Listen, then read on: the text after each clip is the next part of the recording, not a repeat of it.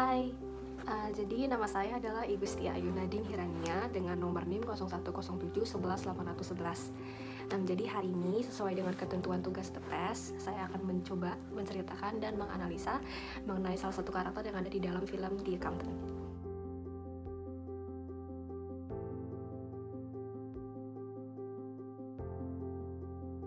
Jadi film The Accountant ini tuh menceritakan mengenai seseorang accountant yang bernama Christian Wolff.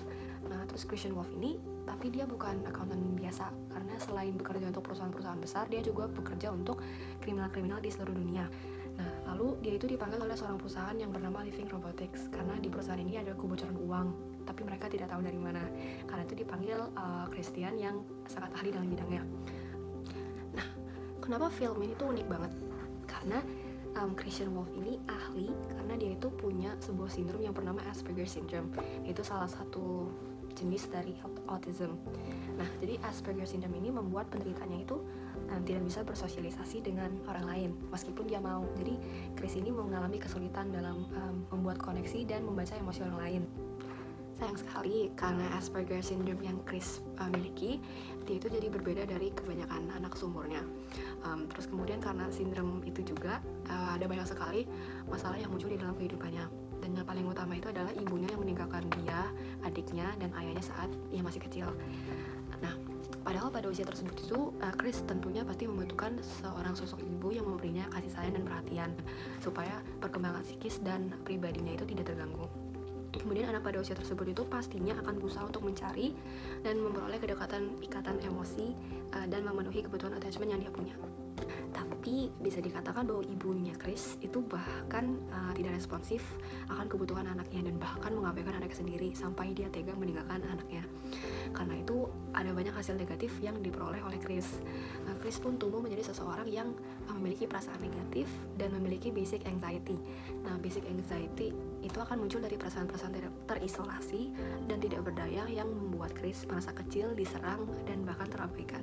Basic anxiety yang Chris miliki ini semakin diperparah oleh cara didik ayahnya Chris yang sangat keras.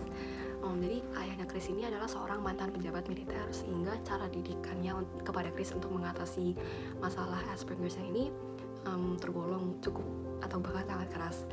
Contohnya bahkan ayahnya Chris itu menyuruh Chris untuk terus melakukan latihan bela diri meskipun Chris sudah berlumuran darah. Jadi dengan kehidupan yang seperti ini, bisa disimpulkan bahwa Chris itu tidak merasa tentram, aman, tidak mendapatkan kasih sayang, atau rasa dilindungi dari ayahnya.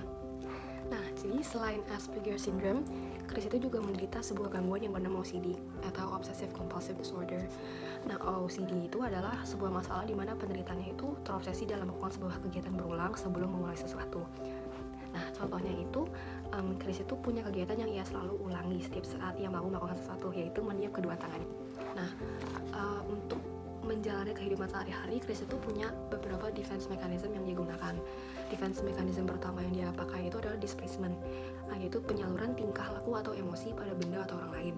Nah, hal ini tuh bisa dilihat saat Chris gagal melanjutkan investigasinya terhadap praktek pencucian uang di Living Robotics. Jadi dia tuh membanting barang-barang di ruangannya dan bahkan sampai melukai kakinya sendiri.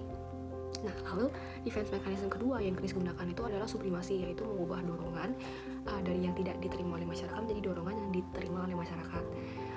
Autism itu di masyarakat Indonesia dan bahkan di dunia itu bukanlah sesuatu yang dapat diterima dan ditolerir oleh kebanyakan masyarakat. Karena itu Chris menggunakan sindromanya yang ia miliki itu untuk menjadi accountant yang hebat agar bisa diterima oleh masyarakat. Jadi menurut saya sendiri, Chris itu seharusnya mendapatkan obat-obatan dan terapi dari seorang psikiater untuk mengendalikan gejala anxiety dan OCD yang ia miliki, serta sekaligus untuk mengembalikan fungsi positif dari defense mechanism yang ia punya. Kemudian jenis terapi yang dapat diberikan kepada Chris adalah CBT atau Cognitive Behavioral Therapy. Itu sebuah terapi di mana pola kognitif atau cara pikir seseorang diubah sehingga emosi dan perilaku seseorang terhadap sebuah kejadian itu dapat dimodifikasi. Dengan terapi ini, Chris diharapkan dapat lebih mampu dalam menghadapi kejadian-kejadian yang tidak menguntungkan baginya. Sekian dari saya, terima kasih sudah mendengarkan. Thank you.